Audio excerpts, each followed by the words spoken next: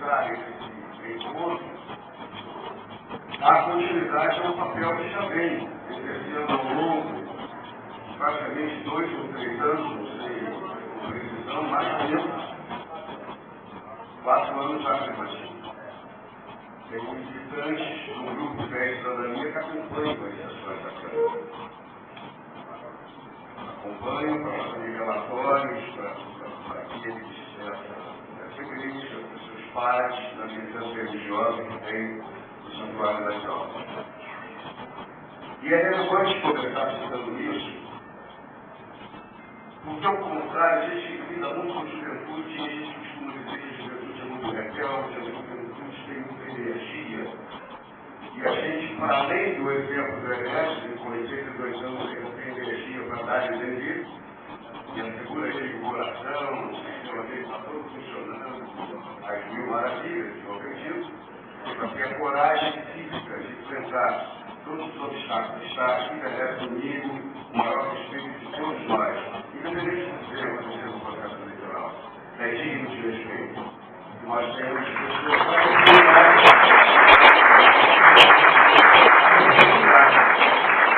no país em que as expectativas de vida estão aumentando e quem trabalha e defende a vida com intensidade tem que pensar, tanto quanto os cuidados que nós dedicamos às crianças, nós dedicamos a essa parcela da população e com maior frequência, cada vez mais, que chega aos 90, chega aos 100 anos. Acabamos de perder uma perda para todo o país de Dorival Caymmi com 94 anos. Quem sabe, se os avanços que a medicina terá com certeza daqui a 5, 10 anos a mais, e se já tivéssemos hoje, talvez o Dorival Caymmi chegasse também aos 100 anos, aos 105 anos. Portanto, outro dia, na praia de Caraí, estava conversando com uma senhora que dizia, meu filho, gosto muito de você como vereador, todo dia lá na TV Câmara, mas eu estou tão preguiçosa porque eu não preciso mais votar. E eu estava tentando explicar para ela que uma legislação que faculta aos idosos não votar a partir de uma determinada idade pressupunha algo que não é mais a realidade de hoje. Pressupunha que essa altura do campeonato da vida, há alguns anos atrás, quando essa legislação foi feita, as pessoas já estavam no final de sua vida, não é o caso hoje. Para que nós tenhamos políticas públicas para os idosos, tal qual políticas públicas para a infância, defendida no cotidiano do governo e na Câmara de Vereadores, é necessária a participação dos idosos na definição das políticas públicas dos seus interesses.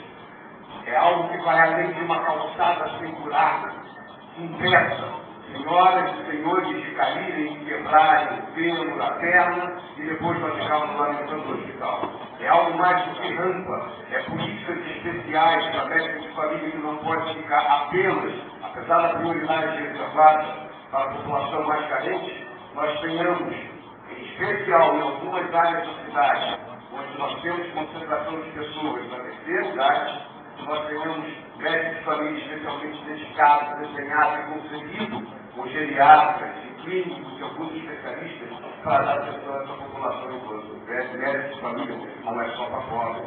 Uma cidade que não quer continuar sendo partida é uma cidade que precisa incluir a todos, independente da sua categoria social. Eu tenho 57 anos, nascido no Rio de Janeiro, que é lá que meus pais tinham direito ao Hospital Secundário do Estado. Fui gestado na barriga da mamãe, barriga do GG, mais anos teve que eu. Fui gestado na barriga da mamãe, em Niterói, fui ao Rio de Janeiro, nasci e voltei para morar em Niterói. E nessa cidade, fui educado no Jardim de Infância Maria Termina, não existe mais, pago pelo povo da minha cidade. Fui educado pelo grupo escolar do Bar da Colégio Estadual, educado pelo povo do Estado do Rio. Fui educado no liceu, no terceiro ginásio científico, pago por recursos do povo do Estado do Rio, já que é o Colégio Estadual. E fui educado nos 2 cursos que eu fiz na Universidade Federal Fluminense, custeado pelo povo brasileiro que sustenta essa universidade pública nesse país. E continuo, apesar de toda a campanha feita contra elas, sendo aquelas que melhor ensinam a população brasileira. Portanto, eu sou protetor do povo brasileiro. E tendo sido, como sou até hoje, filho de um carpinteiro e de uma costureira, só pude ter igualdade de oportunidades de estudar em 2 faculdades, assim como todos meus irmãos, eu vivia num país que provinha as condições iguais para todos os seus habitantes. Esse país não existe mais. Eu costumo repetir uma estatística que na época que eu trabalhava na Inglaterra, e a Inglaterra tinha uma riquíssima e vasta biblioteca, uma estatística da Unicef, que apontava que a cada 2 milhões de crianças que nascem no mundo, uma é genial, em qualquer campo da genialidade humana, seja no campo da pintura, da arte, da ciência, da matemática, da física, da biologia. A cada 2 milhões de crianças que nascem, uma é genial. Não estou falando das normais, que inclui a maior parte de nós nesse ambiente. Estou falando das excepcionais. Nos países desenvolvidos, entre 95% e 98% das crianças geniais que nascem são descobertas. O Estado está presente, provendo as condições de educação plena, saúde plena, habitação plena, condições de desenvolvimento pleno da pessoa, do corpo e na mente.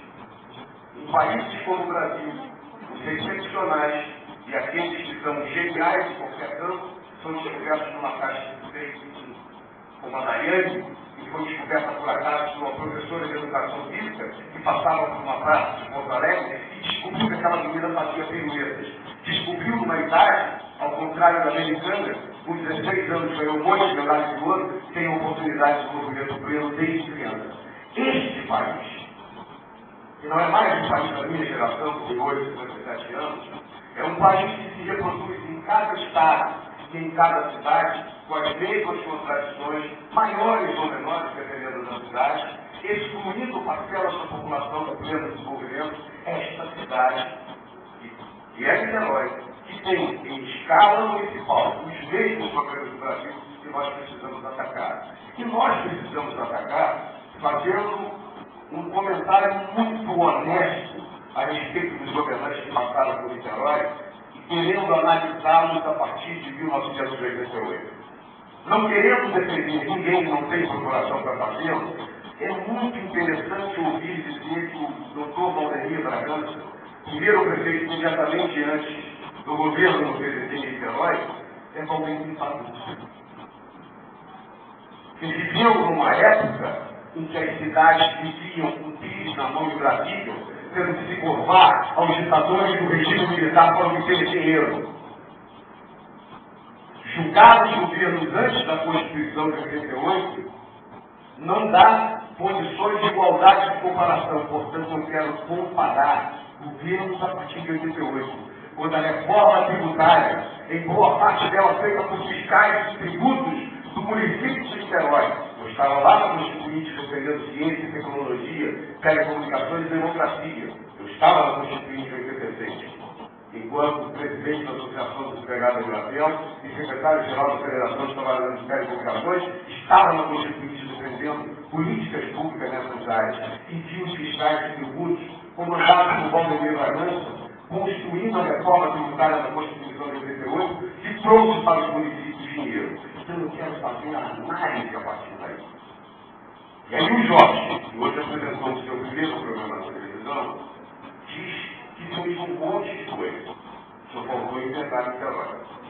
Atualizando os recursos que o PDT em Niterói teve desde 89, primeiro ano do governo do PDT com o Jorge, até o ano de 2000, Jorge arrecadou 2,5 bilhões de reais.